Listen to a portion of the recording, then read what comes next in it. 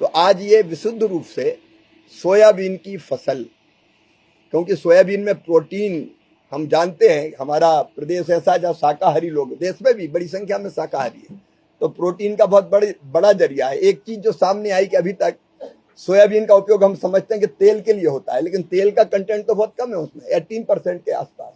उसमें बाकी जो प्रोटीन होता है, सोया खली जो निकलती है, DOC जिसको हम कहते हैं, उसका कैसे बेहतर उपयोग हो सकता है, वो कैसे एक्सपोर्ट ज्यादा हो सकती है, वो एक्सपोर्ट होगी तो पैसे ज्यादा मिलेंगे। अभी उसकी अधिकता के कारण उसके एक्सपोर्ट पर भी संकट आया है।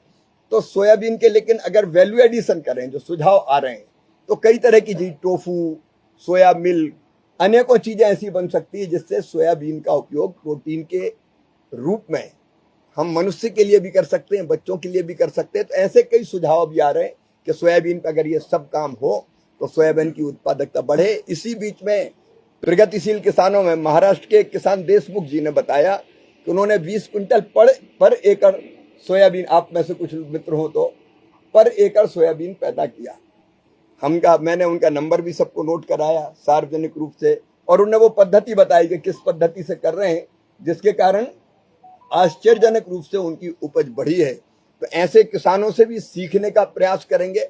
तो कुल मिला के ये बहुत रचनात्मक कार्यक्रम है।